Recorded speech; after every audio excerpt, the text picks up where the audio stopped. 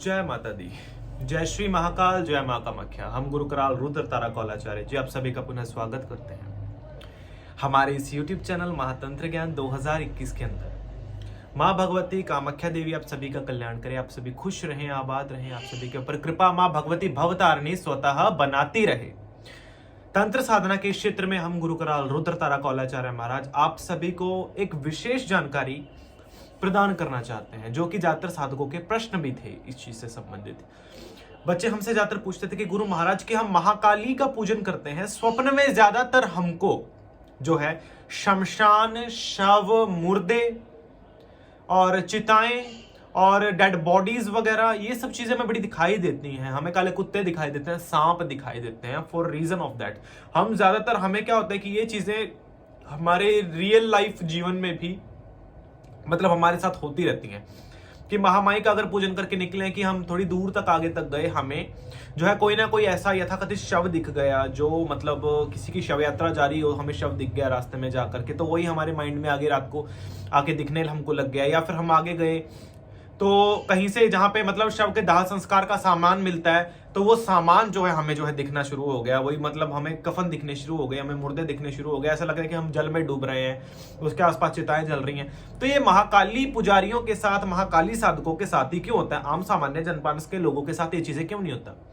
पहली चीज हम आपको ये क्लियर कर देना चाहते हैं कि जो महाकाली पुजारी होते हैं या महामाई के दरबार से जुड़े होते हैं, महामाई की चौकी लगाते हैं, दरबार लगाते हैं, उनका संबंध नकारात्मक शक्तियों से स्वतः बनता है। सकारात्मक शक्तियों से भी जो है मां का संबंध है, नकारात्मक शक्तियों से भी मां का संबंध है। और इति ध्यात्वा महादेवी शमशानालय निवासिनी, अर्थात वो देवी जो शमशान में वास कौरेन है, जो देवी शमशान में वास करती है, उस देवी को मां भगवती भवतारिणी, मां भद्रकाली, शमशान काली बोला गया है। तो शमशान से संबंधित शक्तियां आपके साथ जीवन में जुड़ना शुरू हो जाती हैं, चाहे वो देवी का दिव्य आसन स्वरूप शव हो, या फिर देवी का शयन जो आसन होता है वो चिता होती है। तो चाहे वो चिता हो, चाहे देवी का प्रिय स्थान हो जहां पे मतलब सभी पंच तत्व वापस मुक्त हो जाते हैं, चाहे वो शमशान हो या किसी की संबंध में या होने वाले लोगों की डेथ के बारे में पहले पता चल जाना, या लोगों के जो है मरे गले लोग दिखाई देना सपने में। मतलब कई लोगों को तो ऐसा भी दिखता है कि कोई मरे हुए लोग जो जिनकी मृत्यु काफी टाइम पहले हो चुकी है, वो मतलब आपके साथ एज अ फिजिकली होने का कोशिश कर रहे हैं। ये ज्यादातर काली माता के पुजारियों के साथ होता है, जो देवी माँ के दरबार को लगाते हैं या महामाई की पूजा करते हैं। ये चीज होता है कि माँ काली के जो ज्यादातर जो सेवक होते हैं, उनका संबंध शमशान की शक्तियों से और नकारात्मक शक्तियों से कंटिन्यूसली अपने आप बन जाता है।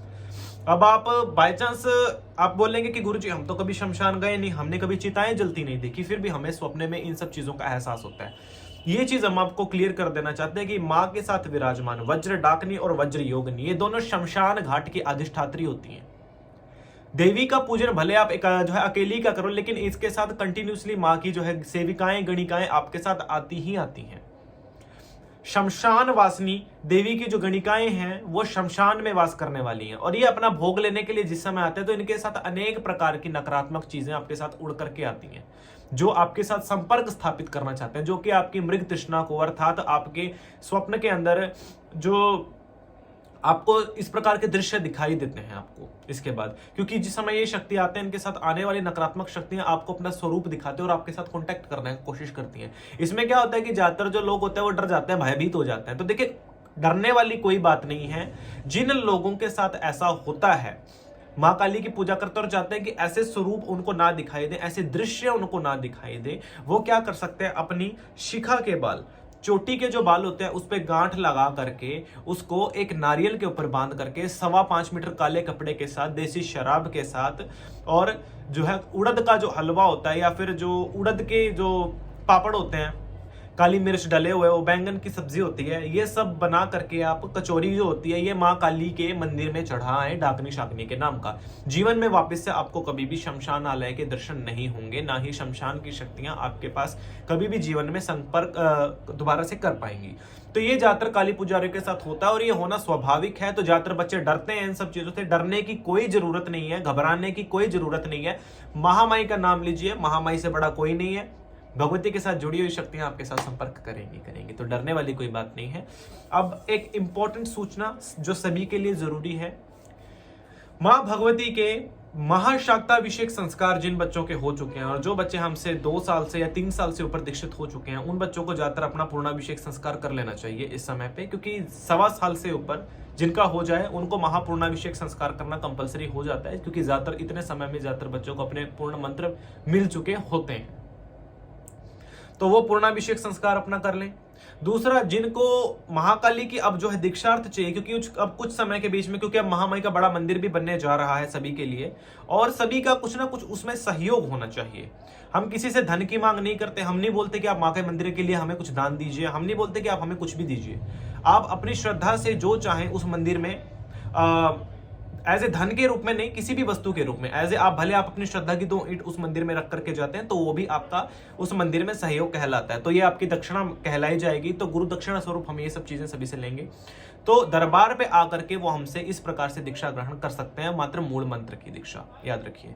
तो यहाँ पे हम किसी से भी धन की मांग हम नहीं बोलते, और ना ही हम बोलते हैं कि दरबार पे आप किसी भी प्रकार का आप धन दीजिए या पैसा दीजिए, ना ही आपको देने की कोई भी जरूरत है, याद रखिए, भगवती के नाम से जुड़ने के लिए मूल रूप में। तो बस यही है कि माँ भगवती का जो दरबार बन रहा है कि उसमें सभी का सहयोग होना चाहिए। भले आपके अपनी नेक कमाई में से भले आपको 2 ईंट पोगे, भले 1 ईंट पोगे, भले 2 मुट्ठी आपको रेता पोगे, तो आप ये दान कर सकते हैं, वो भी अपनी इच्छा अनुसार, आपको किसी भी प्रकार के लिए बाध्य नहीं किया जाएगा। तो ये चीज सभी के लिए हम बोलना चाहते हैं कि ये आपका जो दक्षिणा है, क्योंकि निःशुल्क कुछ नहीं होता इस चीज में, दक्षिणा गुरु का हक है, तो हम दक्षिणा स्वरूप सभी से यही चीज लेंगे कि आप अपनी श्रद्धा से जो कुछ करना चाहें आप कर सकते हैं। तो ऐसा है कि आपका सहयोग भी लग जाएगा और आपको दीक्षार्थ भी हो जाएंगे आप लोग। तो ये चीज हम नए साधकों के लिए है, जिनका पहले से हो चुका है उनके लिए ये चीज नहीं है, याद रखिए। आप अपनी इच्छा से जो करना चाहे कर सकते हैं। हम दरबार से किसी भी प्रकार से किसी भी व्यक्ति से मांग नहीं की जाएगी। जय माता दी। सभी खुश रहिए, सभी का कल्याण हो।